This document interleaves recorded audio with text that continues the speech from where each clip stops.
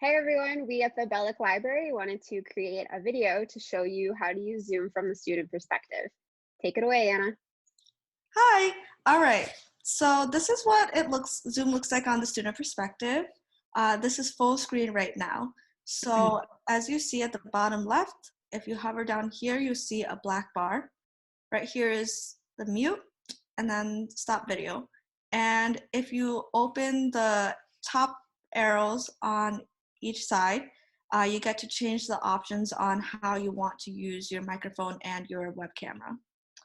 And once you scroll towards the middle, there's invite so that you can invite other people into the group. And this actually has all of the members of the IHP inside who are part of Zoom right now. And next to that are participants, and you click that to see everyone who's in the group. And then there's also share screen. And the thing with share screen is that you need to have permission from the instructor to be able to share it. Zoom will automatically let you share your screen, but obviously if you're in a class session, you don't want to share your screen with everyone right away. But this is an option that's important if you have a group presentation to do with the class. There's also the chat function. If you're in full screen, you click chat, then it will pop up like this. But if you minimize the screen, then the chat will show up on the right side of the Zoom app. So in the chat function, you could see that you could type your message here. I'll type one right now. But also, you can chat to people individually if you have specific questions. So for example, if Amanda was my professor in this class, I could privately message her with a question. But also remember that for a message that you send to anyone, make sure that you know who you're sending it to before you send it out. And then there's also the record option. Only the host is allowed to record Zoom videos. You can request permission from the host to record videos, but most likely your professor will be recording the session and upload it on DSpell after. And then next to that is the reactions. You can click this if you want to applaud your professor or say that they're doing really well. And then on the right side, if you click participants, and this will also appear automatically on the right side, everyone in the participants, all the members of the group will show up there. So your name will go first, and then the host, and then all the other students. Under that is a toolbar that lets you mute yourself or raise your hand if you have a question. So I just raised my hand to Amanda. And then, Amanda, what do you see on your side? So it shows me that there's a little hand next to your name. And so I would say, oh, Anna, what's your question? And if you were muted, I would unmute you. And then I have the option to lower your hand to say that we addressed your question. Okay. And then I could also lower my hand too from my end. Cool. And then let's see, at the top, you could see everyone. You could also change how you view people. So there's gallery view where you could see all 4 people at once. There's speaker view where only the one person's talking, and then there's full screen. So if the professor shares their screen, then it automatically goes into full screen, and you can just minimize it by going in the top left corner. And now Amanda will enter us into a breakout room, which is when the professor wants you to do some group work and split you up with other students.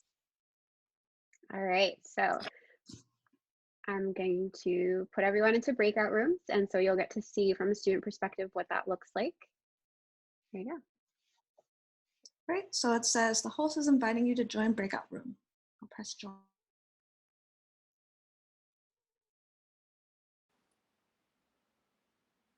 So here I am in a breakout room with Kim. So the settings are about the same. There's mute, stop video, participants, share screen, chat, record, and reactions. There's also something called ask for help. So if you press this button, then you can invite your professor to come in. And if you have any questions that anyone in your group member has that they could answer, you could invite them in and they could come in and help you. Hey, did you need some help? Hi, Amanda. That was pretty easy. We can't hear you. Oh, that's weird. I can hear you. You can? Okay. Anna, can you hear me? I can hear you. Okay. Okay. So we invited you in case we had a question, but I don't have a question. Kim, okay, well, never mind then. I'm gonna leave. Okay, let's all leave.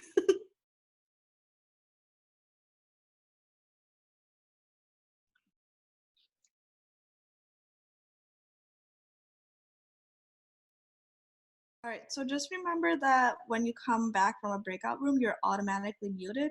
So if you need to, then unmute yourself. But as of right now, the policy for Zoom classes is to mute yourself and turn off your video for all class lectures unless your professor tells you otherwise.